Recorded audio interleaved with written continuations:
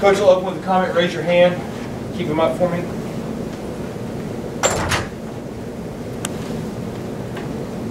How's everybody doing?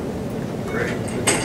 Good. Well, when I talked to you after the game, I said, or on Monday, I talked about, identifying some of the things that we need to do to improve, and, everybody sort of identifying and focusing individually, collectively as units, each group, as well as each unit, as to what we need to do to try to improve. And I think the question every day that you can ask yourself as a player, did I get better today? Did I have the focus, the mental energy? Did I finish plays? Did I do things the way I was supposed to do them, so that it gives me the opportunity to get better? And I think that if I was going to evaluate practice, I'd say we have a significant number of guys that probably did that, and I'd say we have a few guys that I don't know how they would answer that question. So, but it's important that we get everybody sort of buying in to doing things that way, so that we can improve individually and collectively as units and groups. We've got the Coach for Cure, this week, which involves finding a cure for muscular dystrophy, which, we're very supportive of as an institution as well as individually. Nick's Kids is honoring our Teachers Excellence Award recipients at the game. Terry and I both were teachers at one time. Coaching is probably teaching.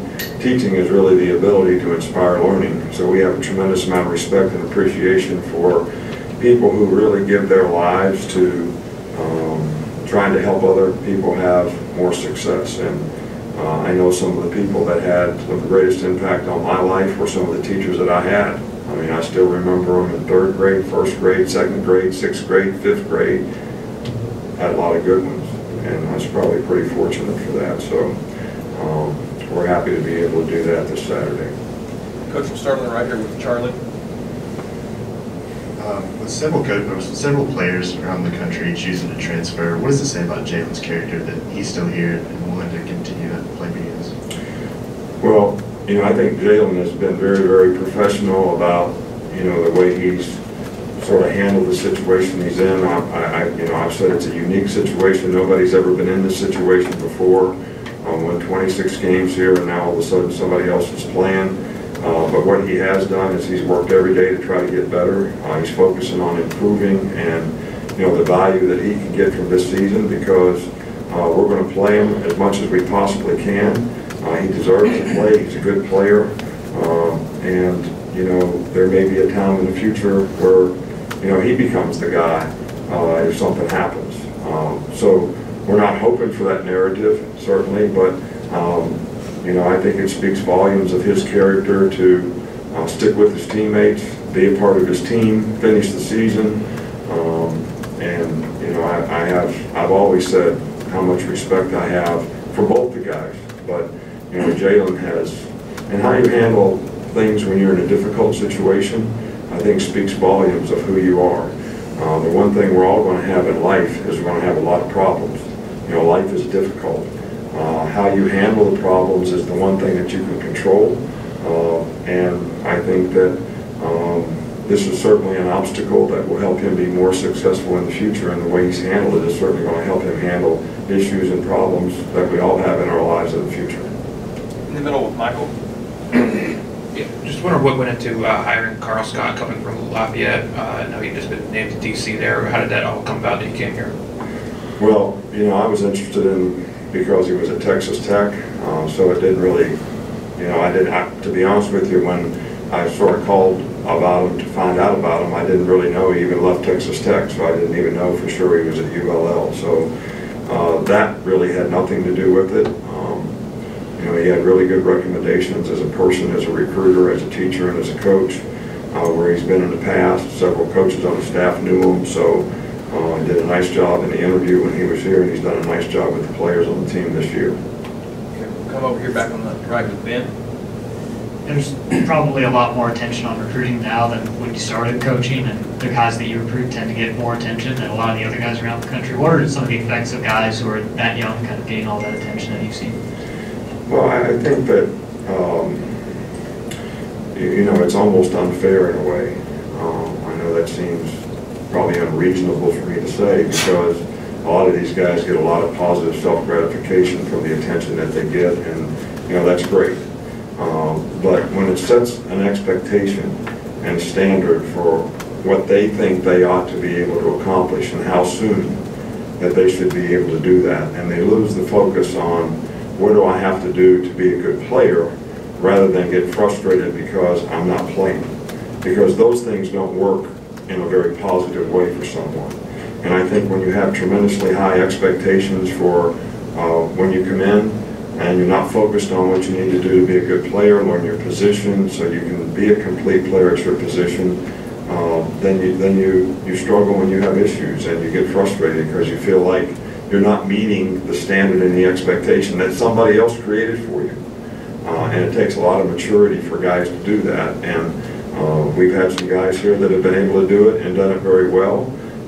And I'm happy that they get a lot of positive self-gratification for what they do and the quality of players that they are. But to keep that in perspective and be real about what you have to do to continue to progress as a player. Just like every player that leaves here has to go be a complete player at the next level. Every player that comes here has to learn how to play, you know, at this level.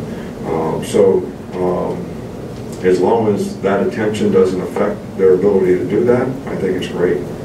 Coach, the last one on Booty over here was Reiner. How would you characterize the relationship you and your program have with ESPN, and how do you think that relationship has evolved over the course of your tenure? Look, I have a tremendous amount of respect for media all over the country. We have a lot of good relationships with a lot of people. ESPN obviously is one of the people who do a great job, in my opinion, with college football. They're a great partner of the SEC, as is CBS. And they have given us a very, very fair shake in everything that we've done. Sometimes we get criticized, but you know, I think sometimes when we get criticized, the first question you got to ask is, do I deserve to be criticized? Because sometimes you do. You can't just get mad because you got criticized.